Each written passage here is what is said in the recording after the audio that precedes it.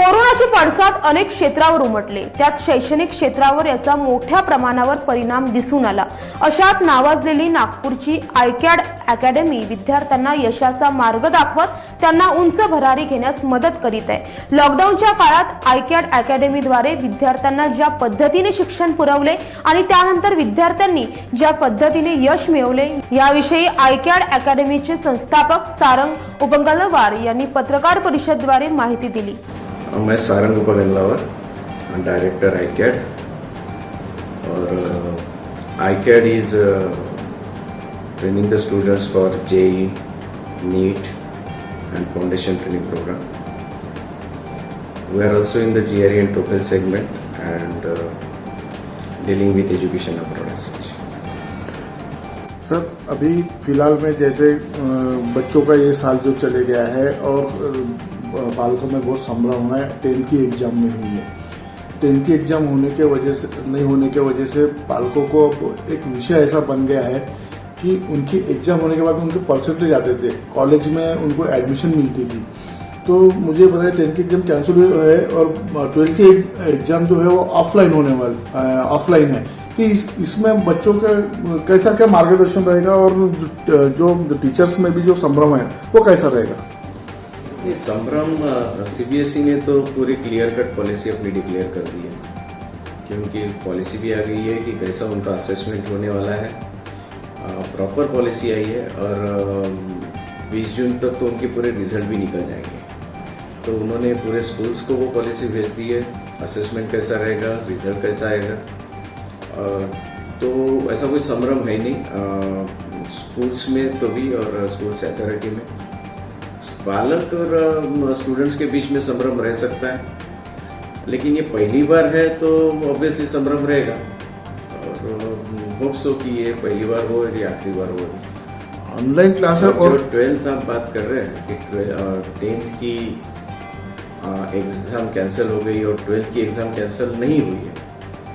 अब क्या है कि 12th के 10th थोड़ा सा इम्पोर्टेंस होते जा रहा है, लेकिन 12th का इम्पोर्टेंस बहुत ज़्यादा है, क्योंकि ग्रेजुएशन में जो मोस्ट ऑफ द यूनिवर्सिटीज़ में एडमिशन होती है और टॉप प्रोग्राम्स के लिए एडमिशन हो रही है, वो 12th के परसेंटेज के बेसिस पे हो रही है। आप एक बार जेई और नीट छोड़ दीजिए, वहाँ तो कॉम्पिटिटिव एग्जाम के बेसिस पे होंगी, लेकिन वहाँ तो 12 परसेंटेज के बेसिस पे होती है। तो फिर अब इतना बड़ा स्टूडेंट पॉपुलेशन और 12th की बोर्ड की इतनी इंपॉर्टेंट एग्जामिनेशन, तो अब अथॉरिटीज ट्राई कर रही है कि भैया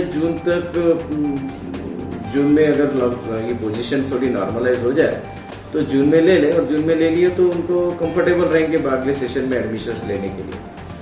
तो अपने को क्या है कि अपने प्रॉब्लम सब दिख रहे हैं, लेकिन गवर्नमेंट के और अथॉरिटीज के प्रॉब्लम इतने ज़्यादा है, तो they are trying their level best. नहीं, 10th का जो टॉपर रहते थे, एक्चुअली जो टॉपर अभी कैसे सब शिक्षा मंत्री की ओर से ये सर्कुलर बताया गया दिया गया है कि 10th के बच्चों को डायरेक्ट 11th की इसमें, लेकिन जो मेरिट स्टूडेंट रहता था उसको तो अब कंफ्यूजन हो गया ना कि मैं मेरिट हूँ नहीं हूँ, फर्स्ट मेरिट सेकंड मेरिट। उसके बाद में जो कम परसेंटेज में जो बच्चे पास होकर 11th में जाते थे और मेरे स्टूडेंट को लगता था कि मैं आज मेरिट में हूँ, तो वो जो दर्जा है आज दर्जा कम हो चुका है। तो इस बारे में क्या कहना चाहेंगे? देखो, ये तो क्वेश्चन है ही कि जो प्री बोर्ड एग्जामिनेशन के बाद बच्चे बहुत ज़्यादा पढ़ते थे और अपना परसेंटेज 90-95% के ऊपर लेके जाते थे। जो अभी उन्होंने पढ़ाई तो शुरू कर दी थी, लेकिन अनफॉर्चुनेटली एग्जाम ही नहीं हुई, तो जो परसेंटेज बाद में प्री बोर्ड एग्जामिनेशन के बाद एकदम बढ़ता था, वो थोड़ा सा प्रॉब्लमेटिक तो आ ही गया। No issue regarding that. लेकिन जैसे मैंने बताया कि सीबीएसई की ऑलरेडी बोर्ड की पॉलिसीज और रिजल्ट की पॉलिसीज आ चुकी है, पूरे स्कूल्स को कम्युनिकेट हो चुकी है, तो उसमें उन्होंने कोई कन्फ्यूजन रखा नहीं है। इंटरनल असेसमेंट और बाकी सब प्रोजेक्ट बेस्ड वैल्यूएशन जो उनका है, उसके बेसिस पे प्रॉपर परसेंटेज बच्चों को मिल जाएंगे और कोई 11th में एडमिशन का कोई इशू मुझे दिखता है। जो कंपटीशन का एक समय था, तो 2 सालों में कंपटीशन एक कम हो गया है। जैसे 10th के बच्चे एक दूसरे से कंपटीशन करते थे, उनके पालकों को भी अच्छा लगता था कि नहीं मेरा बच्चा मेरिट आया है, और बाकी जो बच्चे थे जैसे कोई फेल हो जाता था, किसी सब्जेक्ट रह जाते थे, तो अब ऐसा हो चुका कि जो मंदबुद्धि भी बच्चे थे आज वो भी पास होकर 11th में चले जाएंगे। लेकिन बच्चों पे वो असर पड़ चुका है। आज इंटरनेट, गेम, पढ़ाई के अलावा ऑनलाइन एग्जाम तो होती थी लेकिन वो सब देख के रहता था। इसमें बच्चों का जो माइंड है वो डाइवर्ट हो चुका है और डिस्टर्ब हो चुका है। इस पर क्या कहेंगे? तो क्या है कि हमेशा आपको ऐसे बच्चे मिलेंगे जो इसका पूरा फायदा उठा चुके हैं, क्योंकि सिर्फ 3 घंटे 4 घंटे क्लासेस हुई उनकी और बाकी पूरा पढ़ाई को टाइम मिला। तो ऐसे पेरेंट मिलेंगे, ऐसे स्टूडेंट मिलेंगे जिन्होंने उसका पूरा फायदा उठाया, क्योंकि कहीं जाना नहीं है, क्या ना बर्थडे पार्टी जाना है, ना किधर जाना है, ना स्कूल जाना है, ना ट्रैवलिंग है। तो इतना बड़ा स्टडी टेबल पे बैठने का जो उनको टाइम मिला वो बहुत अच्छा मिला एक्चुअली। तो उन्होंने बहुत लोगों ने बहुत फायदा उठाया। और कुछ लोग सिर्फ कंप्लेंट करते रह गए, अरे ऑनलाइन में समझता ही नहीं, अब ये तो गेम ही खेलते बैठता बच्चे। तो इशू क्या है कि देयर आर ऑलवेज सच, ये दोनों चीजें हमेशा रहेगी कि जो पूरा फायदा उठा के बहुत अच्छा परसेंटेज लाएंगे और जो हमेशा उसके पीछे रोते रहेंगे और परसेंटेज नहीं लाएंगे। और दूसरी बात क्या है कि ऐसे लड़के हमेशा थे। सिर्फ क्या होता था कि ये कई स्कूल में बैठे और कई क्लासेस में बैठे, इसलिए पता नहीं चलता था कि ये बच्चे पढ़ नहीं रहे। और पेरेंट भी बाहर रहता था, तो अपने जॉब में बिजी है, बिजनेस में बिजी है, तो उसको पता नहीं चलता था कि मेरा बच्चा पढ़ता नहीं है घर। आज क्या है, वो घर में ही बैठा है, बच्चा खेलते हुए दिख रहा है, इसलिए वो डिस्टर्ब है। लेकिन ये पहले भी था। तो डिस्टर्ब ना होते हुए पेरेंट ने अपने बच्चों के साथ अच्छा बॉन्डिंग बनाना चाहिए। अगर वो 1-2 घंटा पढ़ता होगा तो ये 2 घंटे का 3 घंटे पढ़, 3 घंटे का 4 घंटे पढ़, आराम से ऐसा मोटिवेट करना चाहिए। और it is going to be now. तो ज्यादा लोड लेने की जरूरत नहीं। और मैं बोलता हूँ कि रिजल्ट तो बहुत जबरदस्त आ रहा है कि हमने अगर इस साल हमारा आईकैट का रिजल्ट देखा तो हमारे कम से कम 450-500 लड़के जेईई मेन क्वालिफाई हो गए। ये तो रिकॉर्ड हो गए। क्यों? घर में बैठे बच्चे बढ़िया पढ़ रहे हैं। महाराष्ट्र के टॉप रैंकर्स आए, अपनी Irfa Khan 2nd all India I है, तो यानी उन्होंने तो पूरा फायदा उठा लिया। सर, आईकैट आज एक प्रतिष्ठित अपने जगह पे बैठा हुआ है और कई स्टूडेंट यहाँ पर पढ़ते हैं। कई अच्छे स्टूडेंट यहाँ से अपने कई जगह पे अच्छी जगह पे लग चुके हैं। मुझे ये बताइए, ऑनलाइन क्लास और ऑफलाइन क्लास में क्या फ़र्क है? अपने हमारे जो दर्शक है देख रहे हैं, जो पालक वर्ग है देख रहे हैं, उन्हें बताइए क्या ऑफलाइन पढ़ाई और ऑनलाइन पढ़ाई में क्या फ़र्क है?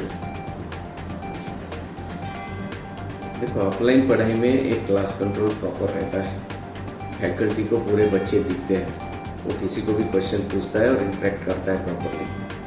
ओके, ऑनलाइन में भी यही करने की फैकल्टी ने कोशिश की है, ऐसा नहीं है वो कोशिश नहीं कर रहा है। लेकिन क्या हो रहा है कि उतना कंट्रोल ऑनलाइन में ये फैकल्टी रख नहीं पा रहा है। ओके, तो होता क्या है कि ऑफलाइन के अगर मैं फायदे गिनाऊँ तो एक क्लास कंट्रोल बहुत अच्छा फायदा है, राइट। और ऑनलाइन के मैं फायदे गिनाऊँ तो आपको प्रोडक्टिव टाइम बहुत ज़्यादा मिला है। और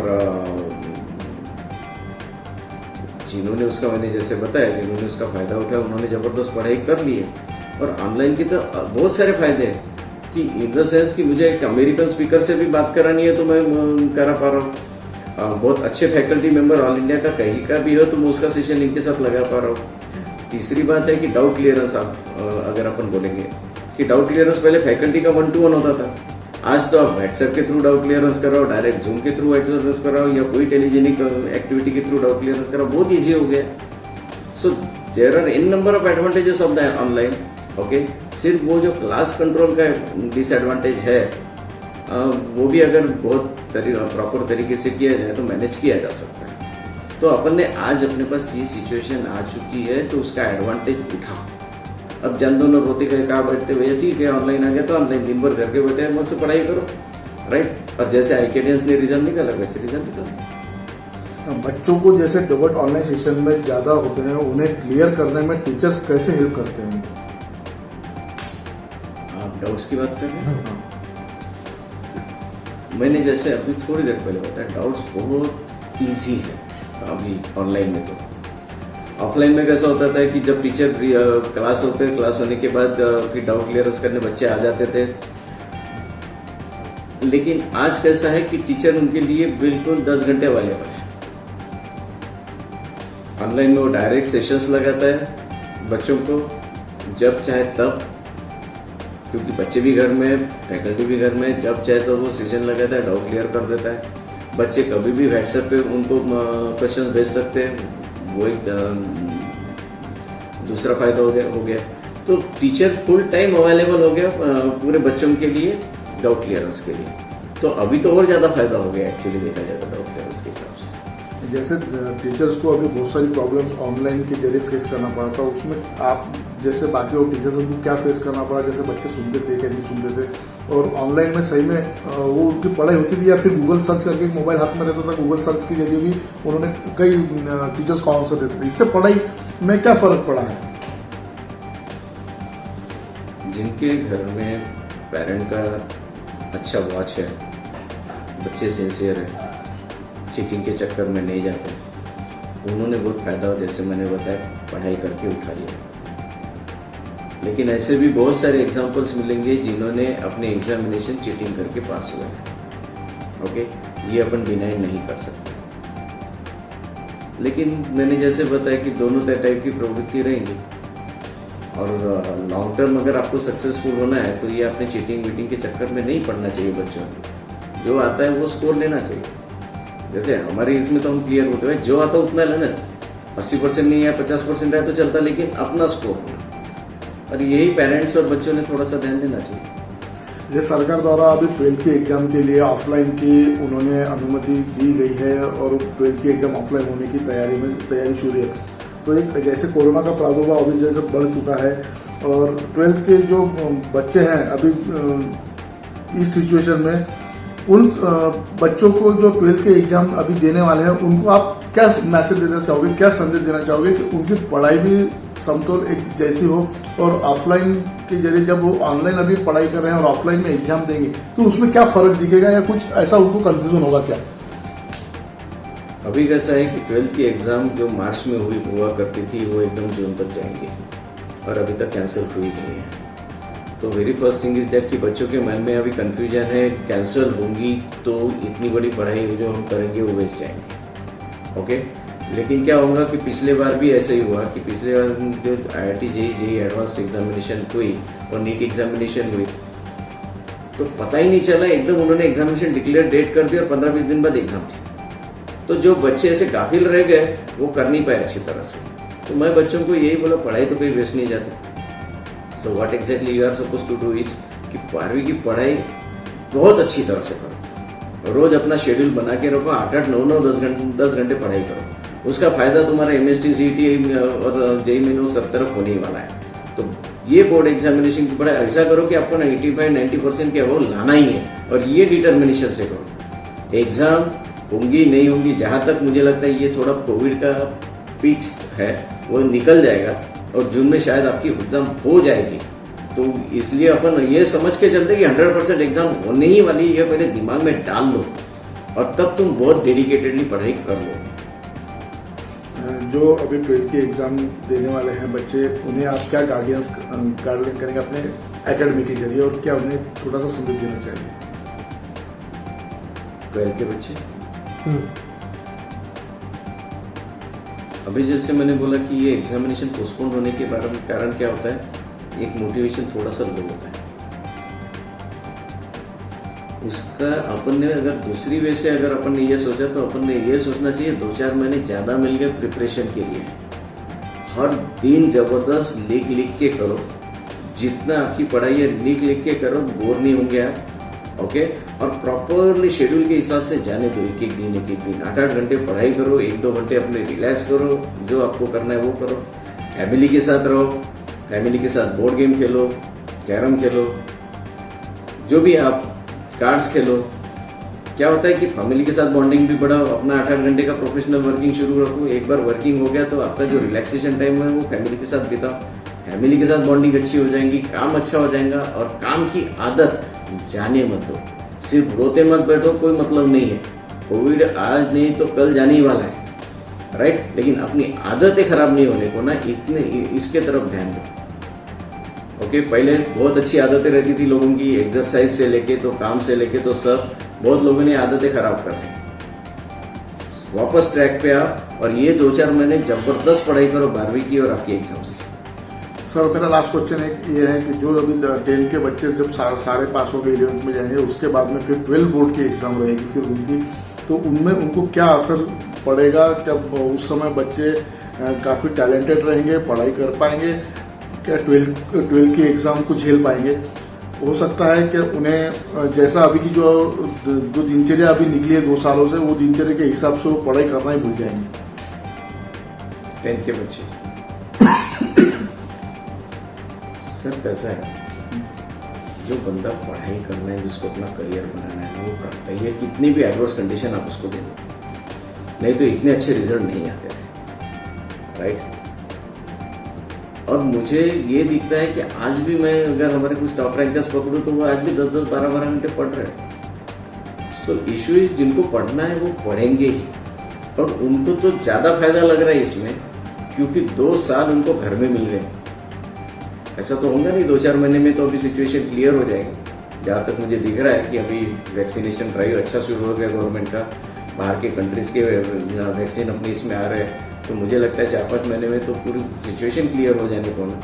ओके, और मैं जैसे मैंने बताया कि जिनको काम करना है वो काम करता ही है, उसको कोई ऐसा बार बार देखना नहीं पड़ता कि पढ़ाई कर रहा है कि नहीं, पढ़ाई कर रहा है कि नहीं, वो करता ही। उसका बाकायदा शेड्यूल अपना फिक्स है, वो बराबर उसमें पढ़ाई करता ही। सिर्फ जो नहीं करते हैं तो उनको मैं एक सजेस्ट करूंगा कि जो भी आपको खेलना है, गेम खेलना है, ये खेलना है, वो खेलना है, वीडियो गेम खेलना है, आप एक ही थोड़ा सा एक डिसिप्लिन फॉलो करो। जब तक आपके काम नहीं होते तब तक ये चीजों के हाथ नहीं लगे। आपने जो भी 4 घंटे का शेड्यूल क्यों नहीं लगाया, 4 घंटे आपने पढ़ाई का शेड्यूल लिखा, बढ़िया लिख के पढ़ाई कर लो, फिर उसके बाद उसको हाथ लगाओ। ओके, सो जब तक काम नहीं होता तब तक इसके तरफ ध्यान मत। तो बराबर आपका 10वीं का रिजल्ट तो आया, वॉट एवर इट इज, लेकिन 12वीं तक कोई आपको फर्क नहीं पड़ना। महाराष्ट्र न्यूज 7 साठी रोशन बोकडे, नागपूर।